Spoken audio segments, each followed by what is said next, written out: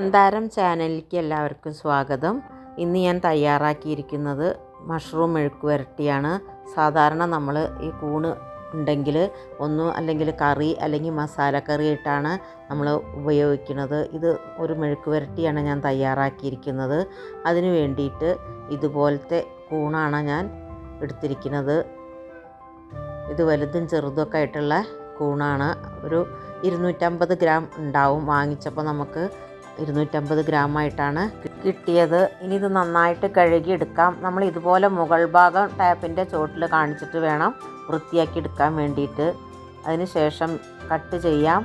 ഏകദേശം ഇതുപോലെ കുറച്ച് വലിയ പീസുകളായിട്ട് തന്നെ കട്ട് ചെയ്തെടുക്കണം. കാരണം ഇത് വെന്ത് കഴിയുമ്പോൾ നമുക്ക് തീരെ ചുരുങ്ങിയിട്ടാണ് കിട്ടുക. അതുകൊണ്ട് നമ്മൾ ഇങ്ങനെയാണ് നീളത്തിൽ ഇത് മുറിച്ചെടുക്കേണ്ടത്.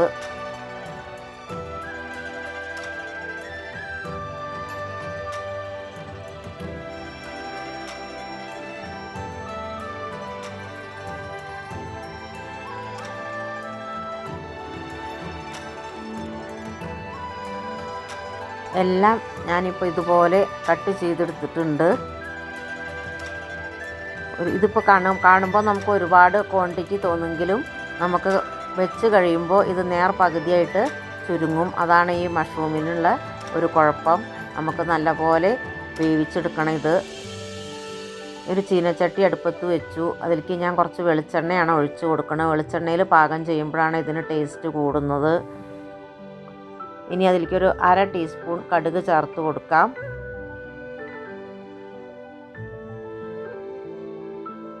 കടുക് നല്ലതുപോലെ പൊട്ടി വന്ന ശേഷം ചെറിയ ഉള്ളി ഒരു 10-20 ഉള്ളി ഉണ്ടാവും. അത് ഞാൻ ചതച്ചെടുത്തതാണ്. ഇത് സവാളയല്ല നമ്മൾ ഇതിലേക്ക് ചേർത്ത് കൊടുക്കുന്ന ചെറിയ ഉള്ളിയാണ്. അത് നന്നായിട്ട് ഒന്ന് വഴറ്റിയെടുക്കാം. സവാള ചേർക്കുന്നതിനേക്കാൾ നമുക്കിതിലേക്ക് ചെറിയ ഉള്ളി ചേർക്കുമ്പോഴാണ് രുചി കൂടുന്നത്. ഇനി ഒരു തണ്ട് കറിവേപ്പില ചേർത്ത് കൊടുത്തു. 4 പച്ചമുളക് ഇതുപോലെ കീറി അതും ചേർത്ത് കൊടുത്തിട്ടുണ്ട്. ഈ പച്ചമുളകിന് പകരം വറ്റൽമുളക് ചേർത്ത് കൊടുത്താലും മതി. ഞാനിപ്പോൾ പച്ചമുളകാണ് ചേർത്ത് കൊടുത്തത്.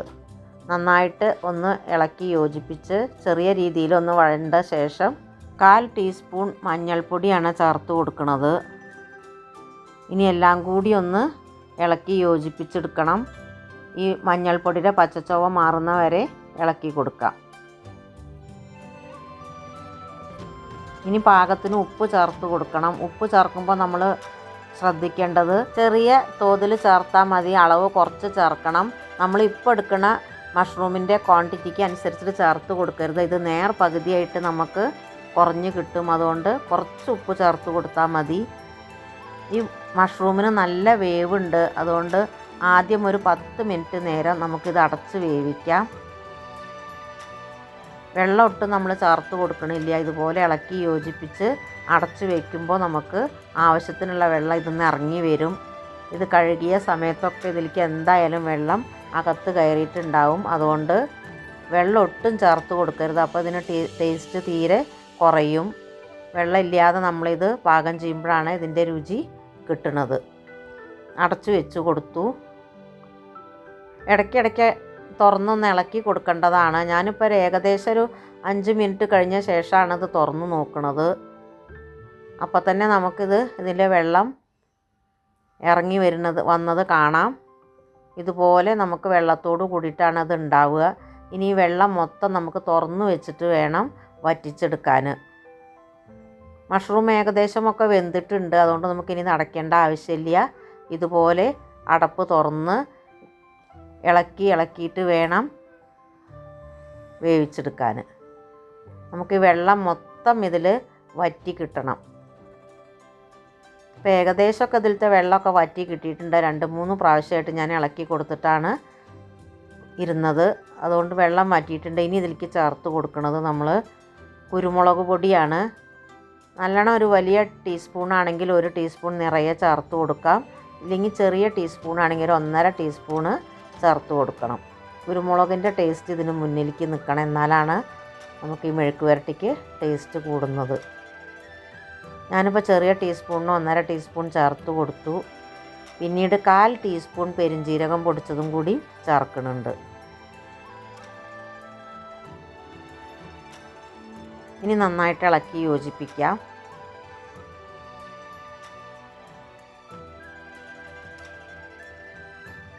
അപ്പോൾ നമുക്ക് കാണാം ഇതിലത്തെ വെള്ളം മൊത്തമായിട്ട് വറ്റിയിരിക്കുന്നത്.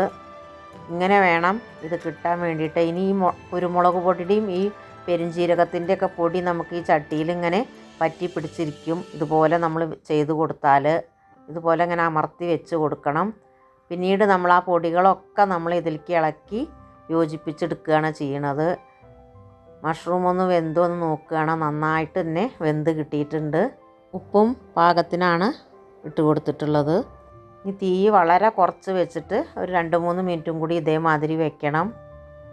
വീണ്ടും നമ്മളത് ഇളക്കി, ഞാൻ പറഞ്ഞില്ലേ അടിയിൽ പറ്റി പിടിച്ച ആ പൊടിയൊക്കെ ഇതിലേക്ക് ചേർത്തെടുക്കണം. നല്ല ടേസ്റ്റായിട്ടുള്ള മെഴുക്ക് പുരട്ടി ഇവിടെ തയ്യാറായിട്ടുണ്ട്. എല്ലാവരും സമയം കിട്ടുന്നതിനനുസരിച്ച് ഇതുപോലെ ഒന്ന് ട്രൈ ചെയ്ത് നോക്കണം.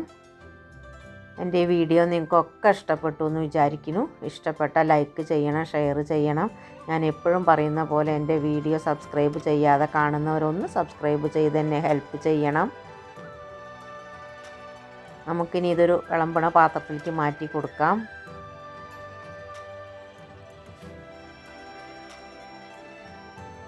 രുചിയേറിയിട്ടുള്ള ഈ മഷ്റൂം മെഴുക്ക് പുരട്ടി തയ്യാറാക്കി നോക്കി എല്ലാവരും ഒന്ന് അഭിപ്രായം കൂടി പറയണം. ഇനി ഞാൻ മറ്റൊരു വീഡിയോ ആയിട്ട് വരാം.